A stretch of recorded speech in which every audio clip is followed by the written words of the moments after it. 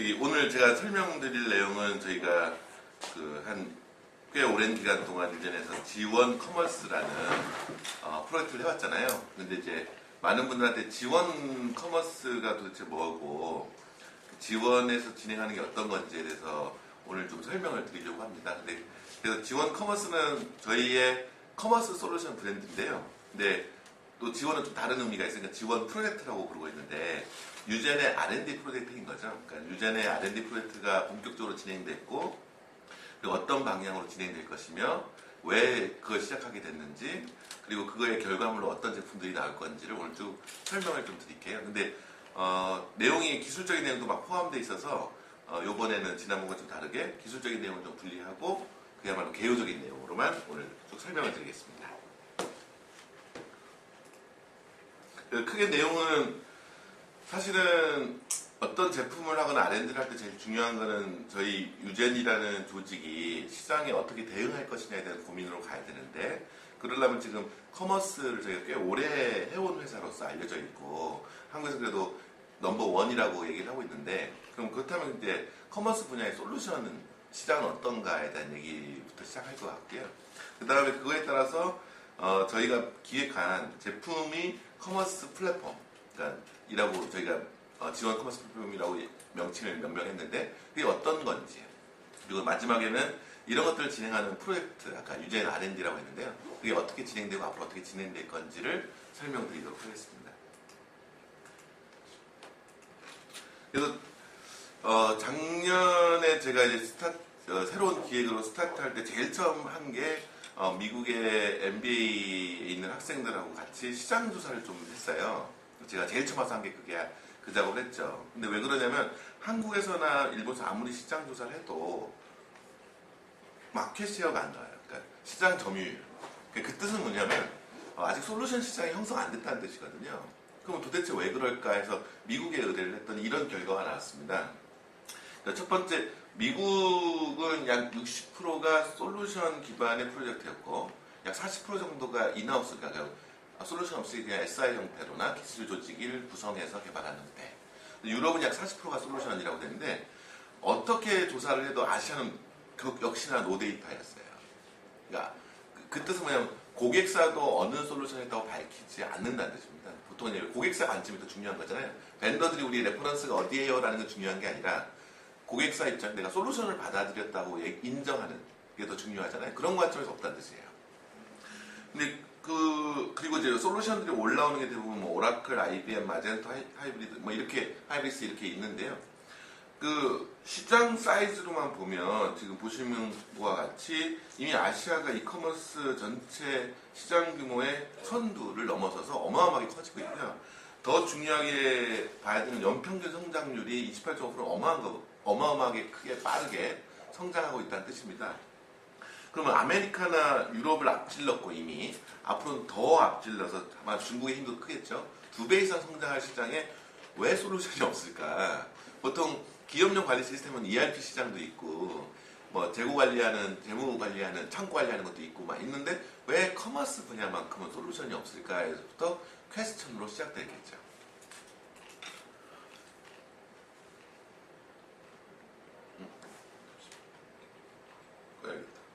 자료가 왜 바뀌었지?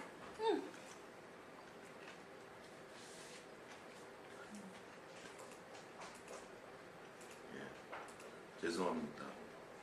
찝어졌어요. 편집해주세요. 네, 여기서 다시 커팅 다시 시작합니다. 그래서 시장의 규모나 성장 속도가 가장 빠른 아시아 시장에는 왜 솔루션 마켓이 형성이 안 됐을까?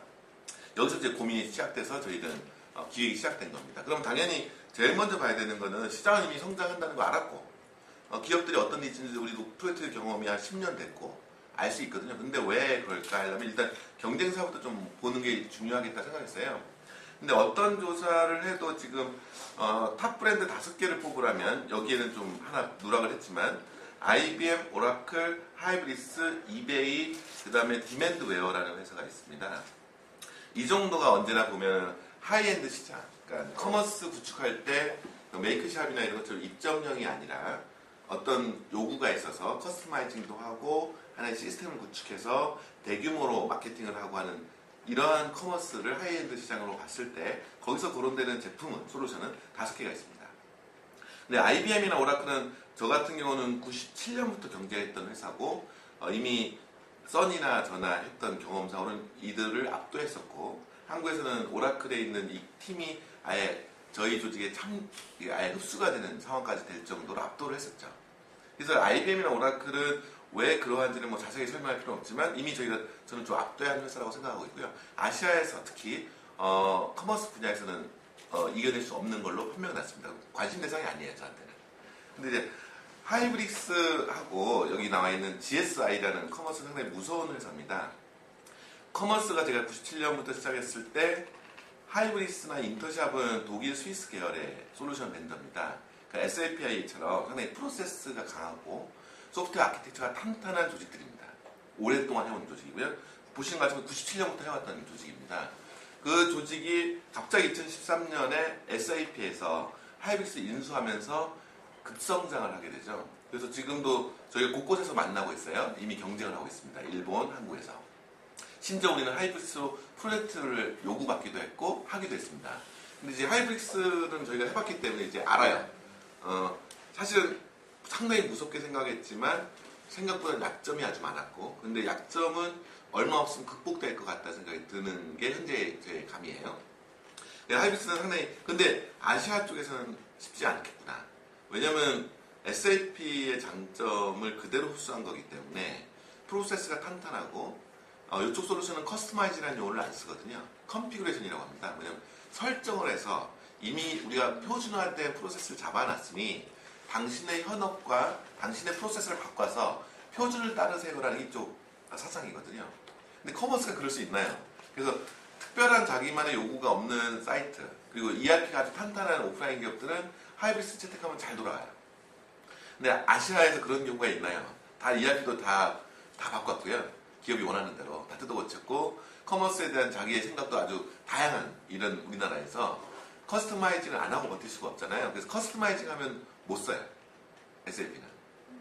그것만 이해하시면 되거든요. 그래서 뭐 잘 됐다는 데가 나오면 보통 그거는 특별한 요구가 없이 그냥 기본적인 커머스 채널을 하나 추가하는 개념. ERP에다가. 이럴 때는 잘 돌아가는데요. 만약에 뭐 새로운 사이트가 오픈하는데 하이브릭스 한다? 안 돌아가죠. 그런데도 왜 하이브릭스를 검토할까? 일본이나 한국에서는. 글로벌하게 지금 플레이를 해야 되잖아요. 다양한 언어도 지원해야 되고 다양한 국가를 지원하는 거를 로컬 기업 솔루션들이 제공을 못 해줘요. 아주 사소하게는 언어 바꾸는 것도 프로그램 처음 소프트웨어 아키텍처 짤 때부터 해야 되는 건데 주로 구축해서 재활용하다 보니까 그런 거 신경 못 쓰고요. 그리고 다양한 국가 경험이 없어요. 아시아, 한국이라든가 일본 기업들은. 오로지 하나의 언어, 하나의 국가, 하나의 세금 정책, 하나의 비즈니스 인프라에서만 경험한 솔루션들이 다양한 국가를 적용할 수 없거든요. 그러다 보니까 요즘에는 뭐 해외 직구도 대응해야지 뭐 하다 보니까 하이브릭스를 검토할 수밖에 없는 거예요. 대안이 없어서. 그렇게 이해하시면 되고요. 근데 저는 좀 무서운 회사가 하나 있습니다. GSI입니다. GSI는 95년부터 미국에서 있던 회사인데요. 대형 SI 회사입니다. 근데 커머스의 경험도 많고요. 커머스를 하다 보니까 콜센터라든가 CRM이라든가 이런 쪽으로 많이 확장해서 아주 규모가 있는 회사입니다. 근데 여기는 수행 능력이 좋아요. 솔루션보다는. 근데 단 수행 능력의 장점은 미국에만 있다는 거죠. 그리고 이 회사가 최근에 2011년에 이베이에 인수가 됐어요. 그래서 이베이 엔터프라이즈라는 이름으로 들어왔어요. 무섭죠? 근데 아직은 중국에 포커스하는 것 같습니다. 한국, 일본 같은 작은 사이즈의 시장은 안 보고요. 오로지 미국 시장하고 중국 시장에 최선을 다하고 있는 것 같고요. 마젠토도 무서운 회사죠. 그러니까 우리가 외국 사이트를 보시면 보통 마젠토나 샤피파이 같은 솔루션들을 많이 쓰는데 그게 뭐냐면 오픈소스입니다. 우리나라로 치면 고도몰이나 메이크샵 같은 거예요. 근데 여기는 상당히 컴포넌트화가 잘 돼 있는 솔루션이에요. 그러니까 뭐 언어 팩을 받고 싶다 딱 받아서 설치해서 바로 되고요. 페이먼트를 받고 싶어요. 페이먼트 하면 컴포넌트를 내려받아요. 플러그인 개념이나 뭐 애드온 개념으로 잘 구조화되어 있는데 역시나 예상한 대로 커스터마이징 할 때는 난점이 있어요. 근데 이 고객이 어마어마하죠. 왜냐면 이 오픈소스를 활용하는 데가 15만 개 사이트가 이미 사용하고 있어요. 마젠토가. 그래서 외국에서는 마젠토를 무시할 수 없습니다. 근데 이 두 개를 한꺼번에 인수했어요.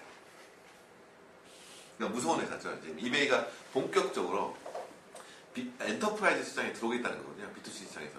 그래서 좀 무서운 회사인데 아직은 저희와 직접적으로 부딪히고 않는 이유가 딱 하나, 중국에 관심이 있습니다. 그다음 디맨드웨어라는 회사는 작은 규모, 딱 제가 벤치마킹 했을 때 유젠의 어떤 롤모델이나 타겟 모델이 될 만한 디맨드웨어에서 뺀 이유는 거기는 이제 미국만 플레이를 하긴 하는데 최근에 조금 중국이나 한국에도 좀 등장하는 것 같아요. 디맨드웨어 밴더가 생겼고요. 마젠토 밴더도 있어요.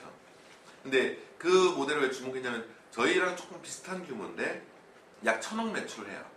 그래서 제가 처음 이 프로젝트 기획할 때 저희 한 150명 인원으로 솔루션으로 1,000억 매출하는 게 목표로 삼아야 됩니다 했을 때 그 벤치마킹 대상이 디맨드웨어라는 회사입니다. 근데 거기는 라인업 전략을 잘 써요. 그러니까 기본적인 플랫폼은 아주 심플하게 만들고 뭐 레커멘드 엔진, 검색 엔진, CRM, 뭐 페이먼트 이거를 무수히 많은 회사가 참여해가지고요. 서드파티 전략으로 고객의 토탈 솔루션을 어프로치해요. 그러니까 저희 같은 작은 조직이 하기 딱 좋고요. 그 다음에 로컬마다 저희가 다 대응하려면 어마어마한 R&D 투자가 있는데 저희는 코어만 유지를 하고 나머지 협력으로 가도 되는 사례가 되겠습니다. 그래서 디맨드는 그런 사업 모델상 벤치마킹이라서 좀 했습니다. 그래서 지금 저희한테 가장 위협적으로 다가오는 조직은 하이브릭스와 이베이 엔터프라이즈예요. 근데 또 한 축은 있습니다. 그럼 이런 솔루션 회사들이 아시아에서 아까 설명드렸듯이 잘 힘을 발휘 못하고는 있긴 하지만 그렇다고 해서 솔루션에서 그 로컬에서 아무것도 안 하는 건 아니다라는 거죠. 그래서 아마 한국 들어오면 파이언넷이라든가 뭐 스리탑이라든가 이런 회사들과 우리는 경쟁하면서 약간의 SI 형태로 그러니까 인력 공급 형태 용역으로서 시장 경쟁을 지금 하고 있습니다.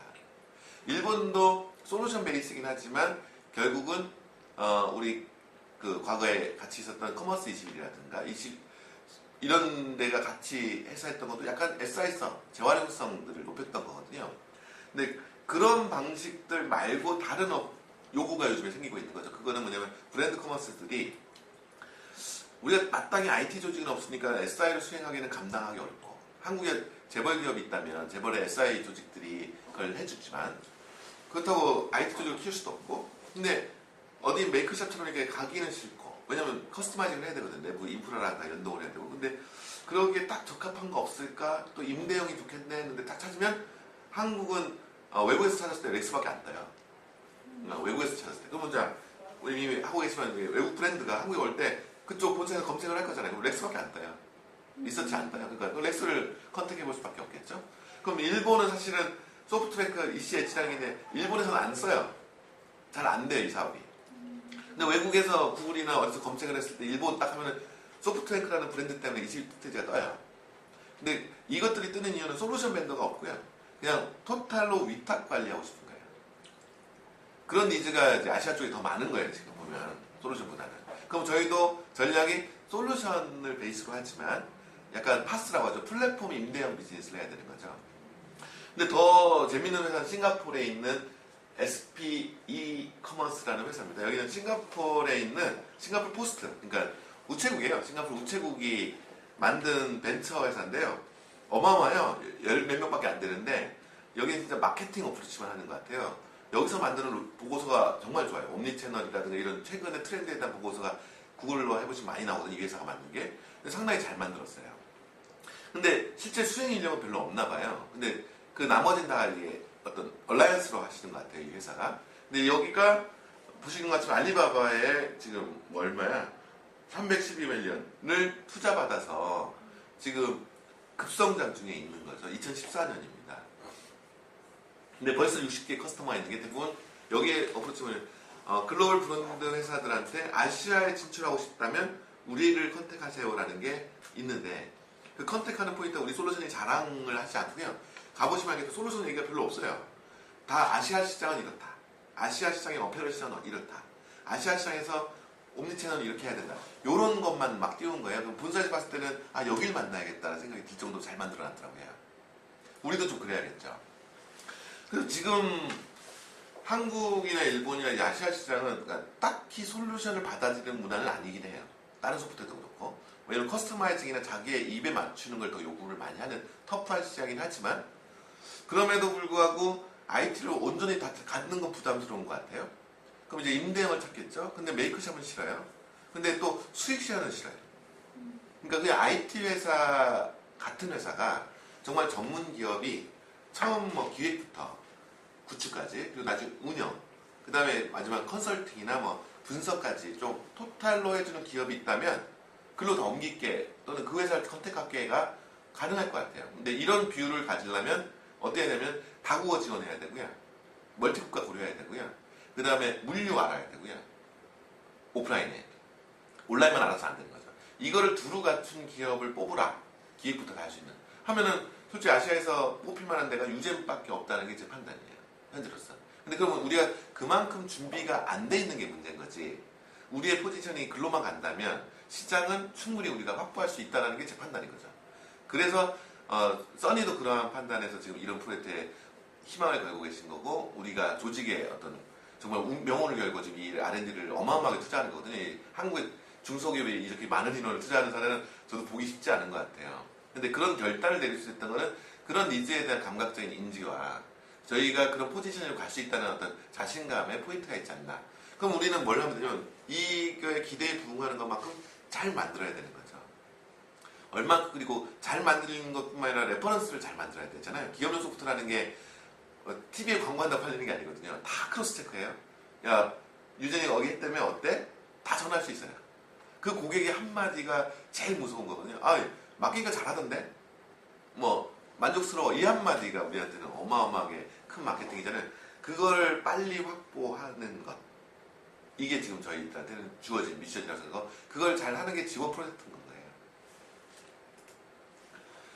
예, 그래서 아까도 얘기했지만 현재 그렇다면 커머스 시장에서 저희는 아시아를 중심으로 글로벌라이제이션에 대한 전략을 갖고 있는 회사입니다. 근데 그 이유가 아시아 한 주일만 잡아도요. 글로벌 넘버원이 될 수 있습니다. 아까 시장 사이즈도 보셨잖아요. 그리고 보시는 것처럼 아시아 마켓 중에 한국, 중국, 일본을 합치는 시장이 어마어마한 거예요. 전 세계로 봐도. 그러면 한 주일에서 1등의 솔루션 회사면 전 세계 1등까지 될 수 있다는 걸 좀 설명드리고 싶었던 거고요. 그런데 좀 특이한 게 있어요. 한국, 일본, 중국은 그 나라가 시간대도 하나죠. 중국 그 넓은 땅 시간대가 하나예요. 그 다음에 뭐 화폐도 하나예요. 언어도 하나예요. 세금 정책도 하나예요. 이런 나라들에만 있었던 경험입니다.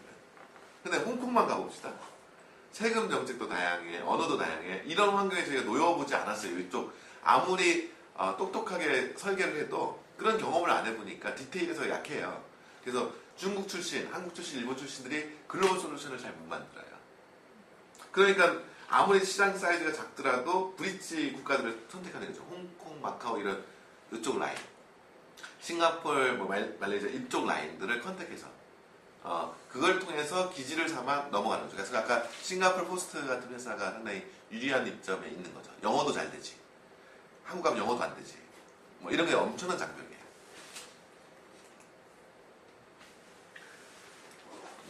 그 다음에 그 시장의 어떤 규모를 보면 한국을 일로 봤을 때 이 자료를 참고해 보시면 일본이 약 5배로 좀 보고 있습니다. 그러니까 한국에서 저희가 1등이 된다 해도 일본에서 1등, 2, 3등 하는 거 맞먹는 거겠죠. 그러니까 일본 시장이 왜 중요한지 저희가 이번 지원 프로젝트 할 때 일본 시장을 처음으로 타겟하는 게 왜 중요한지는 아실 거라고 생각하고요.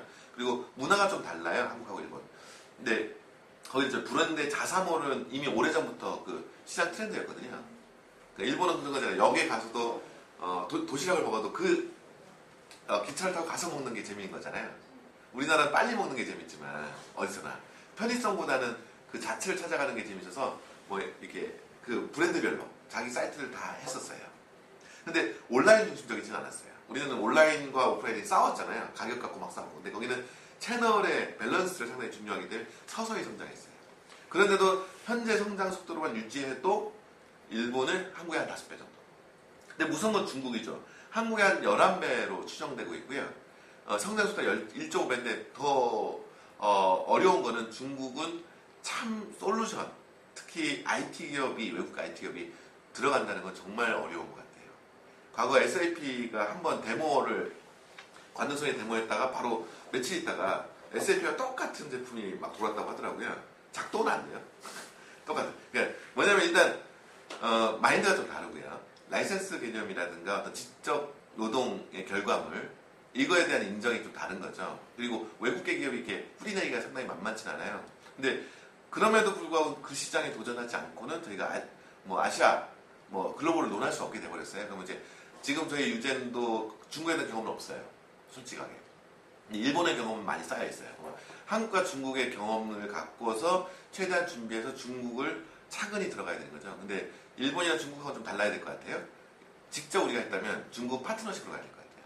그럼 우리가 공급을 해주고 많은 중국의 지역 파트너들과 협력해가는 과정을 만들어야 되는데, 그러려면 저희가 한 단계 더 업그레이드 돼야 돼요. 왜냐하면 수행을 우리가 하면 그렇게 어떻게든 해결해라도 할 수 있는데, 문제가 생겼을 때 수행사가 남이 됐을 때는 정말 저희는 솔루션으로서 검증이 안 된 거 나갔다가는 큰일 나는 거죠. 기능의 확장성보다는 완성도를 따질 수밖에 없게 되거든요. 이런 것 때문에 중국 갈 때 좀 조심해서 가야 되는 거고요. 1차는 우리 수행 조직이 있는 한국, 일본을 탄탄히 만들어서 레퍼런스를 많이 만들고, 거기서 이제 재활용성을 높여서 좀 탄탄히 만들어서 일단 중국을 들어가 보자라는 게 전체적인, 요것만 보셔도 방향성이 나오겠죠. 그래서 한국, 중국, 일본의 마켓의 어떤 특성을 아는 건 상당히 중요한데요. 저는 이제까지 중국 프로젝트는 아니어도 한 8개 국가의 프로젝트를 해본 것 같아요. 현재까지 제가 경험해보니까. 근데 달라요. 확실히 한국은 달라요. 뭐가 다르냐면요. 한국은 매뉴얼 주문 안 봐요. 그리고 프로세스 안 봐요. 오로지 화면만 봐요. 그리고 편의성을 중요하게 여기세요. 그리고 한 번의 통합을 너무 좋아하세요. 그래서 프론트도 한 화면에 너무 많은 걸 합치고요. 백옵스도 너무나 많이 합쳐요. 그러면 프로그램이 복잡해질 수밖에 없고, 영향도가 서로 얽히고 설키기 때문에 하나만 고쳐도 많이 고쳐야 돼요. 그래서 유지 관리하기 너무 힘들어요. 그래서 그게 당연히 진입장벽이 돼주긴 했지만, 그러다 보니까 대응이 어떻게 되겠습니까? 프로젝트에 한번 했던 소스 갖고 재활용하는 수준일 거고요. 삼성, SK 같은 어마어마한 집단도 투자해서 커머스를 만들려고 했지만 아직까지도 못 만든 이유는 아실 거예요. 그런 게 지금 우리 중소기업 벤처한테 기회이긴 하지만, 또 하나는 ERP나 이런 논리적인 프로세스가 아니라 상당히 감성적이거든요. 커머스는 마케팅이고 UI, UX예요. 그 화면의 본수를 따져서 개발할 수가 없어요. 근데 고객사에서 관리하는 조직은 화면 본수 내놓으래. 공수를 따져야 되니까. 근데 그건 화면이 뒤집어질 수도 있는데, 자, 이거부터가 이해를 못하는 수행 조직은 커머스 하면 안 돼요. 그러니까 대형 SI들은 못하는 거예요. 우리가 할 수 있긴 한데 너무 힘들죠. 우리 유젠에서도 고생하시는 분들 많은데, 그만큼 어렵지만 그러기 때문에 우리가 살아남을 수 있다고 오히려 생각하시는 게 좋을 것 같고요. 반면 일본은 상당히 프로세스적이에요.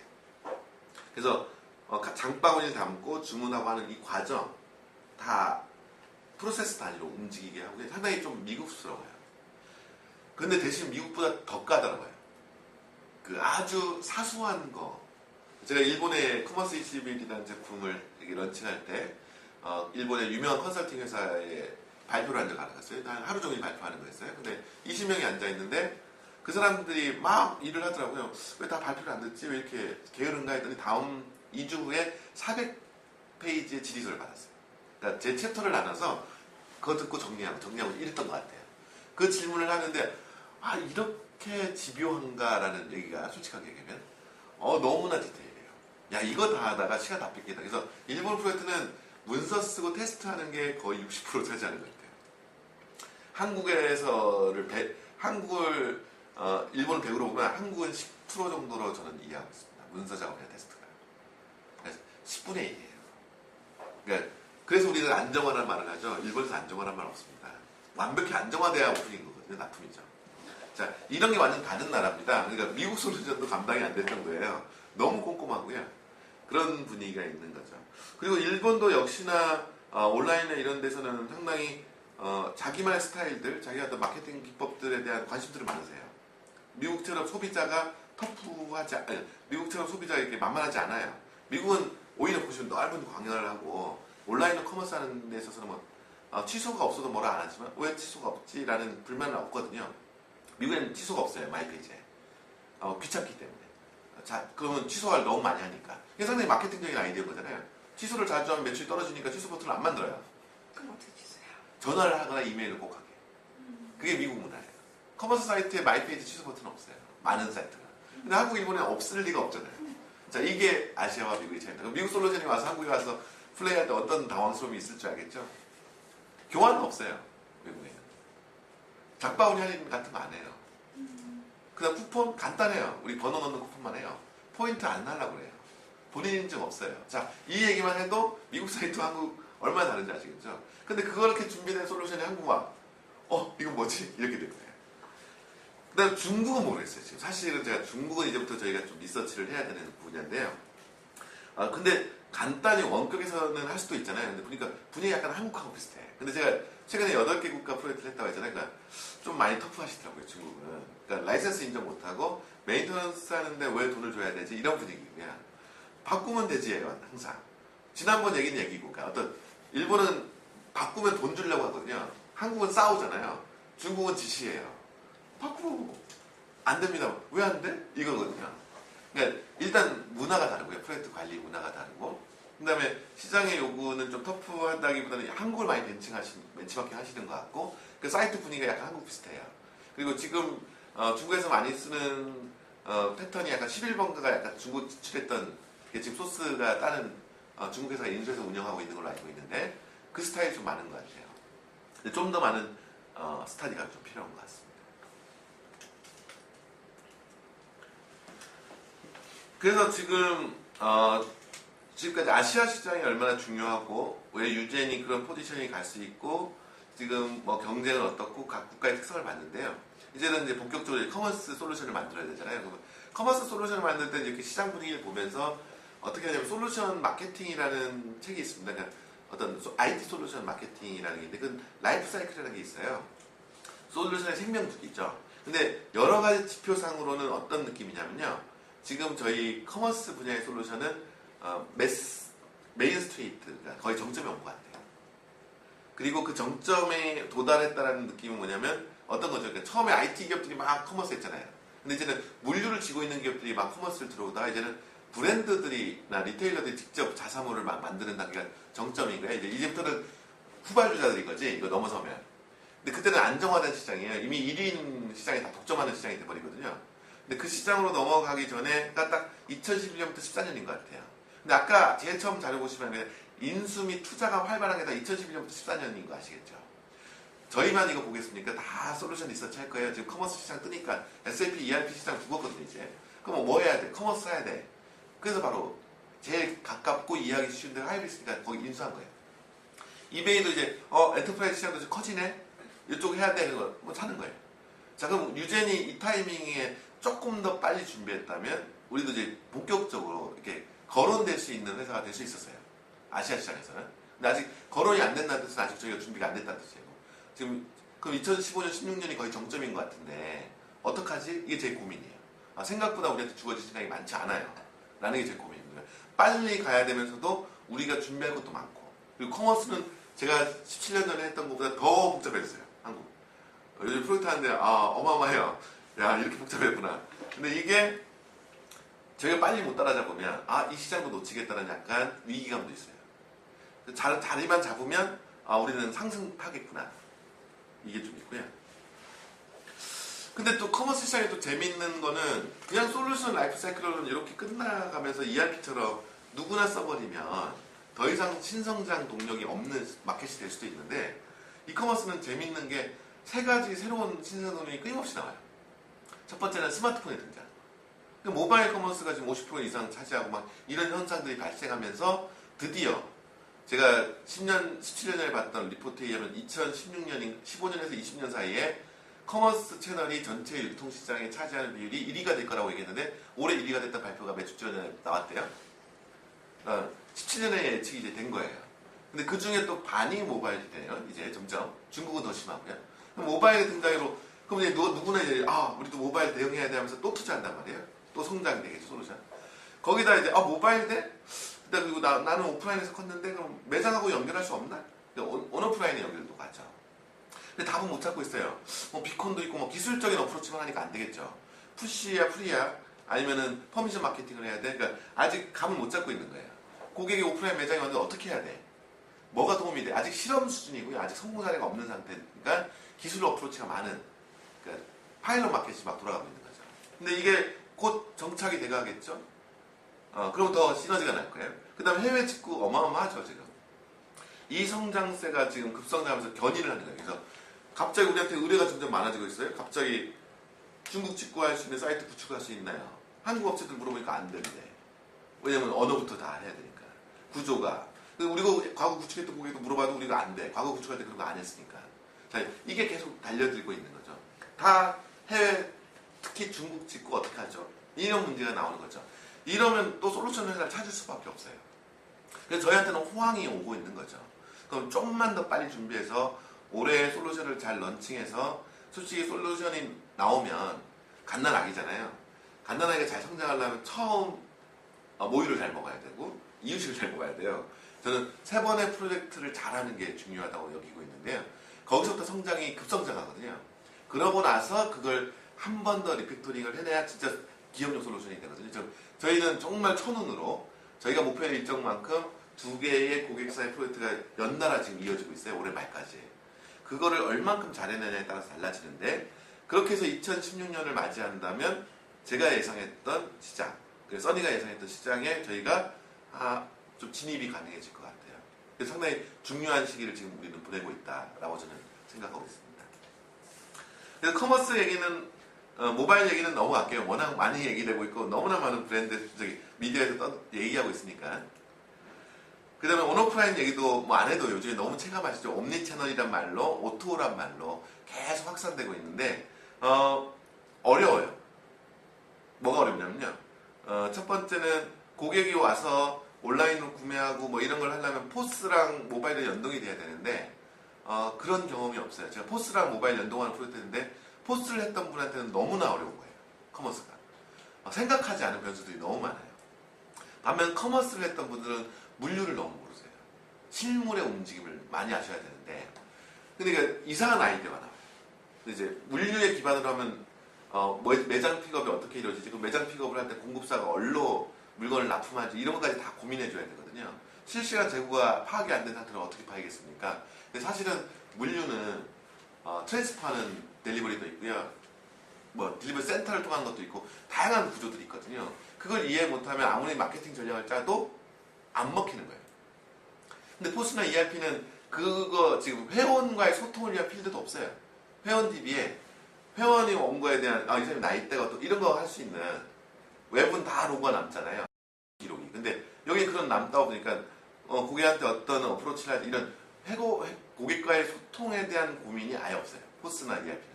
오로지 결제, 물류밖에 없거든요. 그러니 시스템이 만나면 얼마나 이질적이겠습니까? 화성과 금성이 만난 거죠. 근데 이러니까 지금 성공 사례들이 없어요. 근데 누군가 이걸 다 꿰뚫겠죠. 그래서 저희도 2개를 다 하려고 하는 거잖아요. 그렇게 했을 때는 상당히 막강해지는 거죠. 그 다음에 이러다 보니까 그 모바일과 O2O가 결합이 되잖아요. 매장에 와서 고객의 폰을 갖고서 어떻게든 인식을 하고 싶고 뭐 이렇게 되잖아요. 근데 갈수록 보니까 모바일 웹보다는요. 구매 도달률이나 활용성이 10만이 다운받더라도 앱이 더 좋다는 거죠. 이거는 뭐 이미 다 알고 있는 거니까 넘어갈게요. 그 다음에 그 직구, 크로스보더 세일즈. 그러니까 해외 판매의 이 성장률이 그 이전에 커머스에 대한 성장률 예측보다 다 2배인 거예요. 100% 이상이라는 거는. 그러니까 직구의 성장률이 어마어마한 거죠. 근데 그 다음 장표를 보면 재밌어요. 이게 누군가 만든 인포그래프인데요. 전체 직구 흐름도예요. 딱 보시면 원이 큰 쪽이 이제 메인인데 딱 보시면 유럽, 미국, 브라질, 오스트레일리아, 그 다음에 중국이에요. 딱 거기가 거점이 돼서 주변 주요 국가들의 그 공급처가 되고 있는 거죠. 그런 면에서 보시면 딱 아시아 쪽을 보면요. 중국이 어마어마한 흡입력을 갖고 있는 소비 시장이고요. 딱 홍콩과 일본이 그 해외 직구의 경로가 되고 있다는 게 보이시죠? 실제 물의 흐름은 다 나오잖아요. 그 해외 배송을 하면. 거기서 나온 데 있다니까 그럼 저희는 어디에 주목해야겠습니까? 홍콩과 일본이겠죠. 근데 이제 그거에 대한 한국 브랜드들은 당연히 중국에 대한 직구를 고민할 거고 근데 이제 외국계 브랜드가 당연히 중국 진출 자체도 하지만 중국 진출 상당히 쉽진 않아요. 커머스는 장벽들이 많습니다. 저작 라이센스도 있어야 되고 그러니까 팀원으로 다 들어가는 거죠. 근데 원격에서 해서 들어가고 싶을 때는 일본, 한국, 홍콩 이렇게 고민을 하게 되는데 아직 한국이 그 고민 대상이 아닌 거죠. 근데 한국이 그 고민 대상이 되고 가는 전략들이 이제 곳곳에서 나와요. 뭐 오픈할 수 없죠. 저희 첫 번째 고객도 그런 고객이니까. 근데 그러면은 점점 이러한 노력들을 반영하는 플랫폼에 대한 니즈가 있겠죠. 예, 그리고 이 모든 견인의 중심축은 패션입니다. 어페럴입니다. 현재 그 패션, 의류, 잡화, 뭐 생활 대충 이런 브랜드들이 우리 고객이 될 거예요. 왜냐면 이러한 움직임의 시장 성장을 특히 아시아에서 이끌고 있는 게 어페럴 분야거든요. 근데 어페럴 특징이 어떻습니까? 상당히 브랜드의 아이덴티티를 살리는 사이트 구축에 아주 그런 엘레강스하다 말고 좀 화려하다고 말하면 안 될 것 같고 좀 상당히 브랜드 가치를 높이는 UI, UX를 요구하고 디자인을 요구하잖아요. 근데 어렵죠. 거기다가 물류도 어려워요. SKU 숫자가 60만 막 이렇게 돼요. 그러니까 공산품은 제품 하나당 하나 좀 베리에이션까지 들어가야 되잖아요. 그러면 색깔, 사이즈, 뭐 안심 뭐 이런 것까지 다 들어가면 60만 개 막 돼버려요. 근데 이제 일단 데이터 사이즈가 다른 거고요. 관리단위. 거기다 매년 차수가 달라져요. SKU가 계속 증가하는 거죠.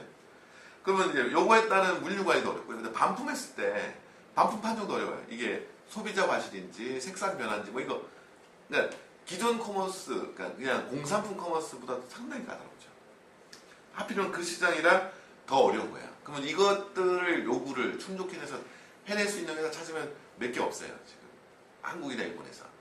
거기서 유젠이 지금 뽑히고 있는 게 얼마나 다행인지 그리고 그렇다면 이걸 얼마큼 성공 사례를 만들어서만 잘한다면 확산의 가능성을 보이는 거죠.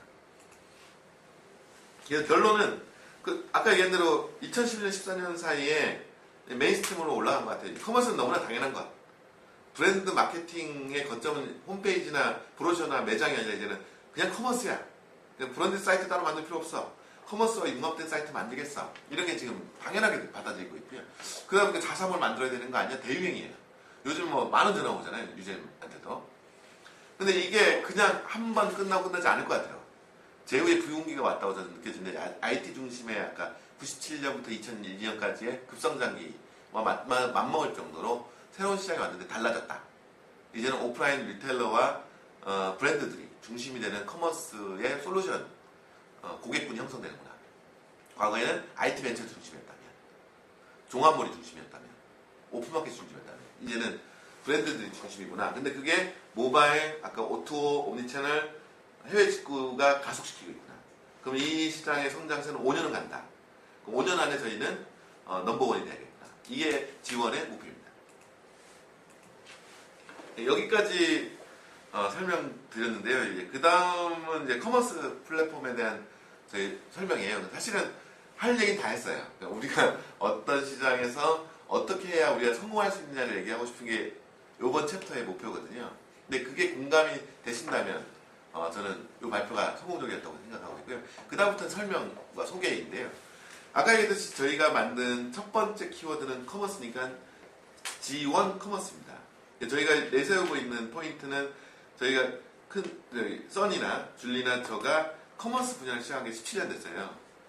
우리나라 최초의 쇼핑몰 인터파크 롯데닷컴 할 때 써니, 줄리가 인터파크 롯데닷컴 계셨고 저는 우리나라에서 최초의 어떤 솔루션 벤더라는 회사의 이네트의 연구소장이었고 그럼 세 명이 있으면 한국 커머스의 스타트 포인트에 다 있었던 사람들이거든요. 솔루션 입장과 서비스 관점에서 뭐 그 정도면 좀 인정받을 수 있는 거 아니냐. 그리고 유젠이라는 이름으로 한 10년 정도 수행했고 이 한국의 거친 시장에서 많은 기업들의 레퍼런스 싸우면서 고군분투했던 그 경험들이 그냥 흩어진 건 아니지 않느냐. 여기서 일단 인정받고 가자라는 컨셉으로 생각하고 있고요. 여기서 저희가 가장 핵심적으로 생각하는 건 브랜드 온라인 쇼핑, 브랜드라는 단어가 들어갔습니다. 브랜드 온라인 쇼핑과 브랜드 마케팅을 동시에 진행할 수 있는 최적의 플랫폼 구축이 저희들이 읽고 있는 시장의 니즈의 첫 번째 키워드입니다. 두 번째는 온라인 쇼핑몰 운영이라는 게 상당히 운영에 대한 게 요즘 상당히 중요하죠. 빠른 대응과 코스트의 절감들 그런 것들을 최적화할 수 있고 운영할 수 있는 환경 및 확장 가능성이 커스터마이징 니즈들을 받을 수 있는 인프라 구축, 서비스 인프라는 당연히 저희가 구축 서비스만 해주는 게 아니라 운영 서비스, 나중에 분석 서비스 이렇게 확장을 계속 해나가야 되거든요. 그런 아예 서비스 인프라를 저희가 제공을 이제 해야 되는 거죠. 뭐 그게 사스냐 파스냐가 중요한 게 아니죠. 저희 자체가 서비스를 해서 계속적으로 고객과 파트너십을 맺고 같이 성장하는 모델을 만들자는 거잖아요. 이 두 개를 저희가 얻고자 하는 화두고요. 이걸 갖고서 저희는 다양한 전략들을 제시하고 있습니다. 근데 정말 재밌게도 저희가 선택한 전략들이 뭐 저희 경쟁사뿐만 아니라 고객의 니즈하고 현재는 부합되고 있다는 게 저희 판단이거든요. 그러다 보니까 저희 그 기대감을 충족시키기 위해서 빨리 해야겠다. 근데 저희 또 좋은 자산이 있는 게 10년간 쌓아온 RFP죠. 그리고 경험입니다. 각 파트별로. 기획 파트도 있고 디자인 파트도 있고 많은 운영 파트도 있고 구축 파트도 있어요. 그러다 보니까 다양한 요구를 다 갖고 있는 회사가 돼버렸어요. 그게 엄청난 자산이라는 걸 꼭 아셔야 되거든요. 고객이 우리는 항상 RFP에서 고객이 이 정도 수준밖에 안 돼. 내용이 너무 부실하잖데 그게 고객이 직접 써준 거를 받을 수 있다는 걸 감사하게 생각해야 됩니다. 저는 그것도 못 받았었거든요. 옛날에 혼자 일할 때는. 그게 쌓여있다는 게 얼마나 큰 경쟁력인지 아셔야 되고 그 다음에 저희는 계속 글로벌 리서치를 해야 돼요. 외국 회사들이 어떤 기능들을 지금 얘기하고 있고 옴니채널이라는 단어는 2년 전에 이미 외쳤던 거예요. 하이브리스가. 그리고 작년에는 리턴이라는 말을 썼어요. 왜냐하면 반품률이 급증하고 있거든요. 근데 아까 얘기했죠. 취소나 교환이나 이런 프로세스가 약했다고 외국은. 우리나라는 너무나 당연한 거예요. 우리나라는 ATM으로 다 돈 찾잖아요. 미국은 얼마 안 됐거든요. 그 모든 은행망이 통합된 게. 그러니까 완전 다른 거예요. 이미 한국은 SNS가 옛날부터 있었어요. 우리가 몰랐을 뿐. 메신저 다 있었어요. 우리가 빠르는 게 어마어마한데도 미국은 이제 막 확산되는 걸 보고 애플페이 다 있어요. 우리나라에 많은 시도들이 있었어요. 그걸 보고 지금 약간 좀 조금 의외인 건데 이미 한국에 다 있어요. 해본 경험도 있고요. 근데 그거에 대한 포장을 못했던 거죠. 근데 작년에는 뭐냐면 우리나라 커머스 리턴 복잡하지 않으면 없어요. 근데 미국은 그게 복잡하니까 더 강화하자. 반품 시점을 판단하는 걸 좀 더 늦게 하자. 뭐 이런 거 우리가 다 고민했던 거잖아요. 그게 작년의 주제였어 사실은. 왜? 옴니채널을 해보고 모바일 했더니 반품률이 급증한 거죠. 그러니까 이런 식으로 움직이는 것들 저희도 잘 봐야 되는 거죠. 그래서 저희가 이번에 컨셉추얼한 기획은 결론은 그렇습니다. 이제는 ERP처럼 커머스도 하나의 플랫폼으로 봐야 되는구나. 그리고 온오프라인, 그 다음에 백엔드, 프론트엔드의 모든 거에 거점이 돼야 되는구나. 그게 이제 커머스구나. 그러면 저희도 그런 플랫폼이 될 수 있는 솔루션을 제공해야 되는 게 커머스 플랫폼입니다. 그래서 지원 커머스고요. 거기에는 다양한 서드파티나 각 국가별 플러그인을 확장해야 됩니다. 미국, 일본, 다행히 이번에 하는 것도 미국 프로젝트가 먼저예요. 그 다음에 지금 한국 가고 있는데 그 다음은 저는 일본을 하고 싶어요. 이런 식으로 가고 있고 그다음 서드파티 솔루션도 지금 막 리서치해서 같이 붙이고 있어요. 레코멘드 엔진 같은 경우 일본 솔루션을 채택한다든가 지금 한중일을 아울러서 하려고 하는 거죠. 근데 우리가 놓쳐서는 안 되는 게 커머스 플랫폼하고 ERP 레가시만 있던 시대가 아닌 것 같아요. 이제 그 중간이 필요해요. 그걸 뭐 WMS라고 불러도 좋으시고 다 좋은데요.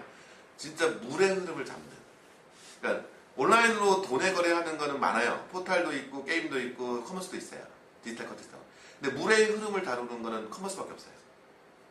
온라인으로 다양한 홈페이지, 뭐 페이먼트 하지만 실제 물건의 흐름까지 하이커플링 돼서 움직이는 거는 커머스밖에 없거든요. 그게 가장 시스템을 어렵게 하는 거거든요. 그거에 대한 게 지금 ERP 붙인다고 안 되고요. 웨어하우스로 안 돼요. 그 이유들은 복잡한 이유가 있겠지만 그걸 저희가 다른 게 지원 로지스틱스고 이번 첫 번째 프로젝트를 하고 있어요. 그게 옴니채널 요소를 담고 있는 매장 제고, 이런 커머스 제고, 이런 것들의 통합 관리, 입출고 관리를 아우르는 이런 포인트를 잘 살린 프로젝트가 지금 진행되고 있고요. 그 다음은 그러니까 정보의 흐름이죠. 그러니까 물의 흐름 다음으로 정보의 흐름에 대한 수요가 많아요. 근데 옛날에 웹로그 엔진 넣어가지고 웹로그 분석만 했어요. 클릭에 대한 이벤트 베이스로. 근데 오프라인 데이터나 뭐 ERP에 있는 데이터 통합하려면 BI 해야지. 뭐 이렇게 했는데 DW 구성해야지. 근데 이제는 그거보다는 그건 그거고 매출의 관점이 아니고 소비자 행동을 제대로 이해하려니까 진입 경로부터 웹의 어떤 내비게이션의 움직임, 행동과 그 결과로서 장바구니 담고 주문하고 뭐 탈퇴를 하고 취소를 하고 했던 이걸 다 통합적으로 보고 있다는 거죠. 근데 이런 것들이 적절치 않은 거예요 지금. 그런 것들에 대한 니즈가 이제 많죠. 근데 있죠. 대형 커머스 회사들은 자체적으로 다 구축했어요. 웹로그 엔진에다가 자기 DB 연결해서 DW 구성하고. 근데 그 브랜드 회사들 그거 다 자체적으로 구축할 수 있나요? 그러면 선택할 수 있는 게 구글 어나리틱스나 어도비인데 너무 비쌀 뿐만 아니라 그런 레가시 데이터와 연계는 또 프로젝트를 해야 되는 거예요. 근데 거기서 넘어서죠. 요즘에 마케팅이 또 SNS까지 가야 되잖아요. SNS가 얼마나 확산됐는지, 내가 그 사람들의 VOC가 어떻게 되는지, 텍스트 분석까지 가야 되는 거예요. 웹로그 분석, 데이터 분석만이 아니라 이제 텍스트 분석까지 가야 되고 SNS 분석까지 가야 되는 거예요. 그래야 진짜 마케팅 이번에 했는데 어떤 효과가 있었는지, 이번에 갑자기 매출이 급증했는데 왜 그런 건지, 소비자가 어떤 데 불만이 갔는지 이런 분석을 하고 싶은 거잖아요. 이제 그러면 정보의 흐름이 이제는 우리 사이트 내부의 문제만이 아닌 거죠. 인사이트가. 전체적으로 봐야 되는 거죠. 그래서 저희가 지원 어널리틱스라는 제품을 기획하고 있고, 아직은 개발 스타트를 안 했지만, 두 번째 프로젝트 하반기부터는 본격적으로 들어가려고 하는 거죠. 그럼 저희는 데이터의 흐름과 실제 어떤 싱의 흐름, 이것들을 통합 관제하는 커머스 플랫폼을 만들고 싶은 게 저희의 철학이에요. 그래야 브랜드들의 니즈를 맞출 수 있죠. 그래야 우리도 부가 서비스들을 많이 만들어서 더 큰 빅파이를 만들 수 있겠죠.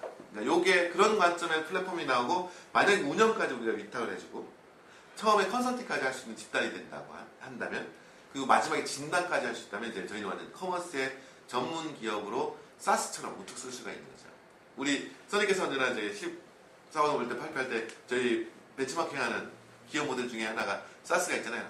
그 아웃도어에는 파타고니아가 있다면 IT는 사스가 있잖아요. 그러니까 사스 같은 모델로 갈 수 있다고 생각하고 있습니다. 근데 그러기 위해서는 저희는 정말 아시아 시장 잘 해야 돼요. 그게 글로벌로 가는 첫 단계인데요. 그러려면 일단 우리가 헷갈리면 안 돼. 언어적 특성과 국가적 특성을 확실히 구분할 줄 알아야 됩니다. 언어는 프레젠테이션 영역이고요.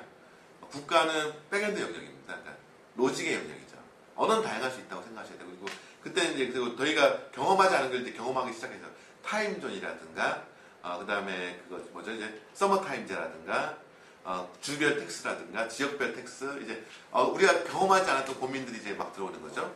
일본 같은 경우는 작년에 소비세가 바뀌었어요. 5%에서 8%. 한국에서 몇십 년째 10% 부가세잖아요. 그게 만약 내년 다음 달부터 12% 된다면 저희 시스템 다 갈아엎어야 될 거예요. 자, 이런 거 우리 고민해야 되는 게 왔어요. 과거 시스템 이런 거 지금 제가 얘기한 건 하나도 고민 안 돼 있죠. 근데 지금 만약 미국에서 주문했는데 한국에서 운영자가 보는데 몇 시에 주문했어? 미국 시간은 몇 시야라고 볼 수는 없거든요. 한국 시간으로 봤을 때 자동 변환해서 보여줘야 되겠죠. DB는 어떻게 해서 할 거야? 뭐 이런 것도 고민인 거예요. 그게 만약 서머타임 중이면 어떻게 할 거야? 한국 시스템에는 이거 고민된 게 하나도 없습니다. 왜냐면 그럴 이유가 없었거든요. 한국은 서머타임도 없어. 잠깐 있었지만 그건 좀 고민되겠다. 이런 게 문제입니다. 근데 중국 아시죠? 그 거대한 땅이지만 시간이 하나예요. 서머타임 없어요. 그러니까 이렇게 고민해서는 안 되고요. 저희는 한중일을 고민해야 되는 거죠. 이제. 근데 그때 헷갈리면 안 되는 게 언어 이슈와 국가 이슈를 구분해서 고민해야 돼요. 그 다음에 저희는 어떤 걸 고민하냐면, 어드민도 여러 언어를 구사해야 돼요. 상품 설명을 중국어로 입력해야 되고 한국어로 입력해야 되는데, 어떤 천재가 두 개를 다 하실 수 있는 분도 있겠지만, 누군가는 알바를 쓴다든가 이렇게 하려면 로그인해서 쫙 중국문 쓰는 사람, 이게 과거에 백오피스에 경험하지 않은 일이 벌어지는 거예요. 이거 해야 되고요. 그 다음에 국가마다 또 아까 국가별로 또 하면 이제 플랫폼을 아무리 홍콩 IDC에 한국과 일본과 갖다 놔서 서버를 다 분리해야 돼요. 왜냐면 그거 자체가 재무회계 감사 대상일 수도 있거든요. 왜냐면 그 서버 자체가. 그럼 데이터 섞여 있으면 안 돼. 국가. 야, 이런 거 우리 고민 안 해봤잖아요. 이제 그런 거 고민하는 게 글로벌 솔루션의 첫 출발이에요. 과거에 제가 8개 국가 프로젝트 할 때 좀 당혹했던 게 너무 많았어요. 이런 거 생각 못 했구나. 근데 좀 놀란 거는 미국에서 가장 유명한 포스 플랫폼이 도입돼 있었지만, 뭐 비슷비슷하구나. 뭐 이렇게 많은 고민은 어차피 글로벌 밴드나 우리나 잘 못했구나. 아시아 쪽의 특성에 대해서는. 근데 대신 그런 어떤 데이터 구조라든가 기본적인 개념, 철학은 상당히 좋더라고요.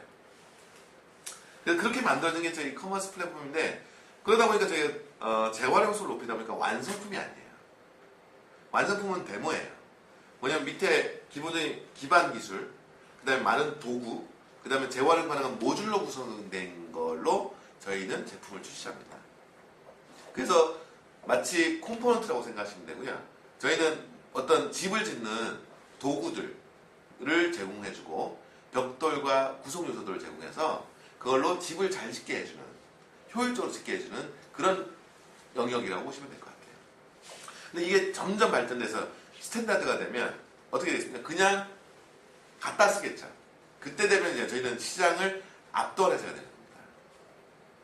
그럼 우리가 이제 새로운 컨셉이 나와서 옴니채널이나 무슨 다른 채널이 나왔어요 하면서 이렇게 하세요 하면 그걸 다 따르는 순간부터는 어떻게 됩니까? 우리가 가서 반제품을 공사하는 게 아니라 배포하겠죠. 그걸 설정하겠죠. 그 단계까지 올라가면 저희는 진짜 사스, SSS나 SAP 같은 회사가 되는 거죠.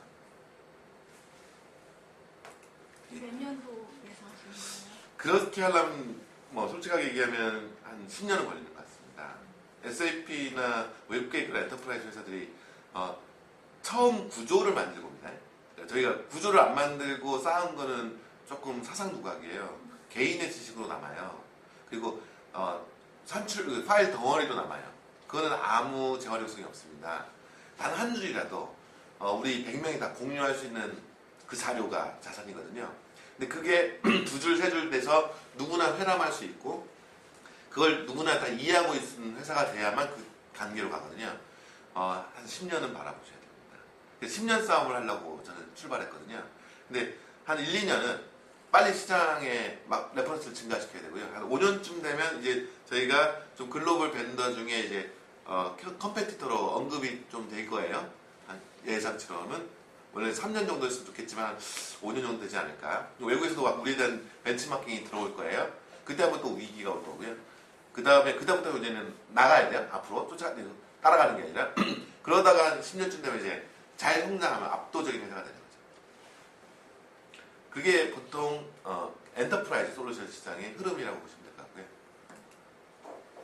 그 정도 각오로 좀 긴 싸움이라고 보시는 거죠. 근데 조금 출발이 좀 더 빨랐으면 하는 게 타이밍상 전체 막 솔루션 생명주기상은 조금 아쉬운 부분이죠. 근데 뭐 더 빨리 달려야지. 네. 그래서 커머스 분야는 대충 이런 구성입니다. 그러니까 저희는 기본적으로 많은 부분을 점점 공통 영역이라고 하고 도구화를 해낼 생각이에요. 그게 실제는 소스가 오픈되지 않는 영역이 점점 많아질 거예요. 지금보다는. 지금이 만약 10이라면 나중에 50까지 가야 되고요. 그 나머지 영역은 점점점 도구화되지 않은 부분들이 이제 압축적으로 나올 거예요. 그걸 이제 SI 영역이라고 봐야 될 것 같고요. 그 SI 영역은 당분간 유지가 될 수밖에 없습니다. 그리고 다양한 프론트의 요구를 다 반영하려면 그런 영역이 가겠죠. 근데 그걸 어설프게 자르면 죽도 밥도 안 돼요. 잘해야 되는 거죠. 그래서 상당히 의사결정할 때 조심조심하는 게 좀 장기적으로 봐야 되는 거예요. 저희가 고집을 부려서는 안 되는 영역이 있고요. 고집을 부려야 되는 영역이 있는데 그 상당히 순간순간 상당히 어렵더라고요. 그리고 그게 100% 맞다고 볼 수 없으니까 빨리 조금 잘못 오판했거나 잘못 커뮤니케이션 됐거나 오해가 있는 분들은 빨리빨리 지금 맞춰가는 작업들이 있어야 돼서 지금 상당히 좀 진도를 좀 빨리 빼고 있는 상태인 거죠. 근데 로지스틱스는 복잡한데 이제 매장 관리도 들어가고 이제 여기 또 채널도 많아요. 그러니까 채널이라는 게 모바일도 해야 되지, PC도 해야 돼, TV도 해야 되지, 전관 혈안판 있어야 되거든요. 그 다음에 뭐 라벨 프린터도 있지, 슬립 프린터도 있지, 뭐 이런 게 많아요. 포스라도 엔딩해야지 ERP도. 거의 우리의 커머스의 ERP 같은 역할을 할 거예요 앞으로. 그다음 백본 같은 역할을 할 겁니다. 물류를 전체로 통제하는. 그럼 이거 기업당 하나가 딱 구축되고요, 글로벌하게. 그 각 국가별 사이트들이 우리 ECP가 쫙 커머스 솔루션이 붙고 뭐 다양한 브랜드가 붙어서 이게 이런 형태로 저희가 진영을 갖춰가는. 그래서 이게 하나의 허브 같은 역할을 해줄 것 같습니다. 물에. 어널틱스는 아까 얘기한 대로 온라인의 텍스트 데이터, 그 다음에 억세스, 웹로그 데이터, 클릭베이스에, 그 다음에 비즈니스 데이터 이런 것들을 통합적으로 보는 쪽으로 좀 발전해 가려고 해요. 근데 이거 다 우리가 다 언제 만듭니까? 오픈소스 활용해야죠. 그래서 빅데이터는 하드웨어를 쓴다든가 웹로그는 요즘에 또 최근에 리서치에서 찾은 게 있는데 그걸 기반으로 할 것 같습니다. 그 다음에 모바일도 잘해야죠. 근데 이제 모바일 이제 저희가 앱이라는 영역, 네이티브 영역을 안 건드렸었잖아요. 웹 영역만 넣고. 근데 이제 네이티브 영역을 건들 수밖에 없어요. 왜냐면 이제 IoT 해야 되거든요. IoT라는 게 뭐냐면 우리 딱 건물에 들어가는데 갑자기 푸시가 온다든가 그러려면 어떻게 해야겠습니까? 와이파이 연결을 한다든가 뭐 GPS를 한다든가 이건 너무나 흔한 거고 요즘에는 블루투스랑 해야 될 수도 있고 뭐 NFC 같은 기술을 써야 되기도 하고 아니면은 카메라를 해서 쓰기도 하고 QR을 인식한다든가 증강현실을 만든다든가 너무나 많은 기술들이 지금 막 쏟아져 나오고 있습니다. 그것들을 안 할 수 없어요. 저희가. 근데 그건 다 어느 영역이냐? 앱 영역이 아니라 네이티브 영역이에요. 그걸 받아들여야 되는 거죠. 예, 그런 것까지 고민하면서 저희는 가는 거죠. 크게 보면 저희가 지금 집중하고 있는 거는 커머스 자체고요. 그 다음에 보시면은 물류의 흐름, 사물의 흐름이죠. 그 다음에 정보의 흐름, 데이터의 흐름이죠. 그 다음에 모바일. 이렇게 진용을 갖춰가고 있다고 생각하시면 될 것 같습니다. 근데 그 다음에 하나 더 좀 다루고 싶은 게 이제 컨텐츠라는 거에 대한 관리를 좀 확장을 하고 싶은 건 좀 이제 바람이죠. 뭐냐면 하도 이제 브랜드 쪽이 많다 보니까 브랜드를 살리려는 컨텐츠가 많잖아요. 그러니까 상품도 중요하지만 거기 나오는 뭐 에듀케이션 컨텐츠, 커뮤니티로 하는 컨텐츠, 여러 가지 동영상, 뭐 SNS 확산하고 싶은 컨텐츠 이런 관리에 대한 대책이 너무나 수고롭거든요. 우리가 지금 관리하는 게 그런 것들을 다루는 컨텐츠 영역을 좀 하나 얹고는 싶다. 아직은 이제 열려있는 영역이거든요. 그래서 지금은 일단 커머스, 물류, 분석, 모바일 이렇게 지금 하나씩 확장해하고 이 전체를 커머스 플랫폼으로 저는 보고 있는 거죠. 그래서 지금 이 모든 작업을 저희는 G1 프로젝트라고 보고 있고요. 아까 얘기했지만 유젠 R&D 프로젝트를 G1 프로젝트라고 보고 있고요. 현재 혁신사업 부분은 TF라고 보시면 됩니다.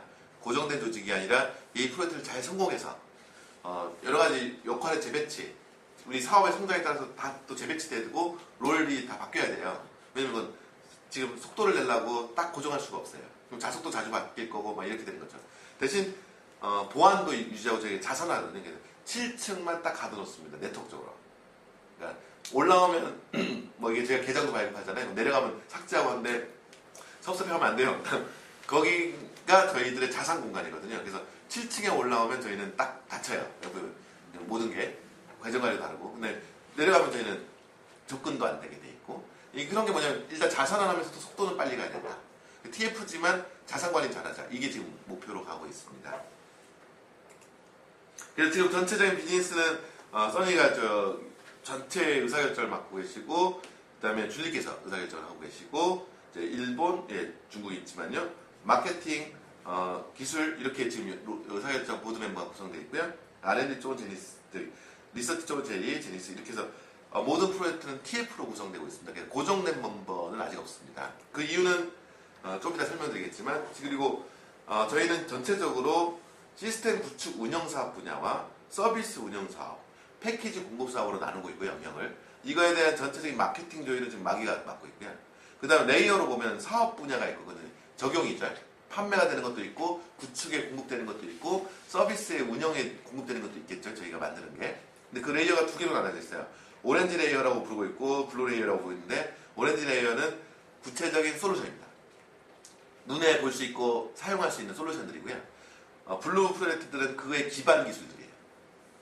그러면 기반 기술들은 공통으로 만들겠죠. 저희가 앞으로 로지스틱스 솔루션을 만들든 어널리틱스를 만들든 커머스를 만들든 모바일을 만들든 다 같은 프레임워크를 써요. 이게 이제 블루레이 영역입니다.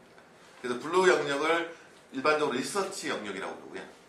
그래서 위쪽을 디벨롭먼트 영역이라고 해서 R&D가 됩니다. 그래서 저희가 막 용어가 많아요. 근데 블루 쪽은 그냥 그런 게 있나 보다 해도 돼요. 왜냐면 계속 변하고 있거든요. 왜냐면 그거는 재활용을 고민해서 계속 다듬어가고 있는데 막 어려운 이름을 붙이기가 싫어서 그냥 별명을 붙이고 싶은 거예요. 그냥 블루를 앞자로 해서 블루시, 블루웨이브 막 이렇게 붙이고 있어요. 근데 그 이야기가 있고요. 근데 G1은 어플리케이션 이름들이에요. 근데 패키지 이름 쪽은 뭐 와스코 이렇게 나가고요. 그 다음에 서비스 쪽은 뭐 랩처 이렇게 그다음 지금도 앱섬 이렇게 나가는 거 있잖아요. 그거는 각각의 전략에 따라서 이름군이 있어서요. 근데 지금 이 프로세스 관리 기법은 저희는 G1에서는 어떤 프로세스의 관리의 기본 컨셉을 아이디어의 현실화, 리얼라이제이션으로 바라보거든요. 뭘 임플리멘테이션 한다든가 건축학으로 바라보고 있지 않습니다. 그러니까 뭔가를 만들어 간다가 아니고요. 우리의 아이디어를 이제 현실화시키고 계속 진화시킨다는 컨셉으로 모든 걸 관리해요. 근데 그때 조심해야 되는 게 저희는 썬크 코스트가 매몰 비용이라는 게 있습니다. 왜냐면 우리가 의사결정을 하잖아요. 뭐 하나 만들어보자. 아쉬운 거예요. 의사결정 타임을 놓치면 안 돼요.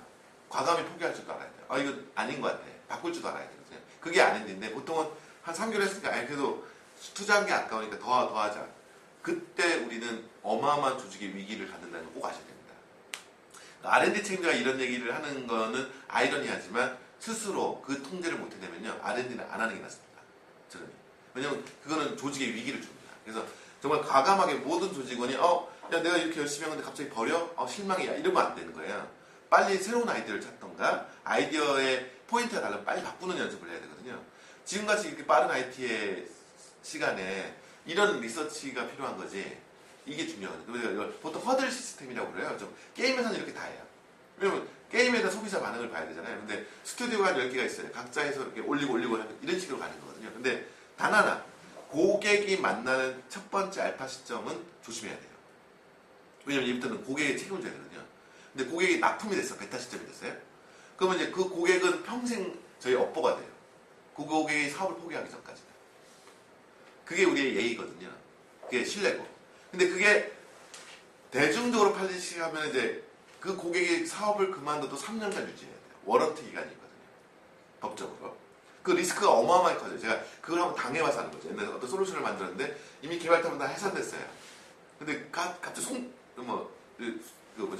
날라와. 고소장 뭐 이런 것들이.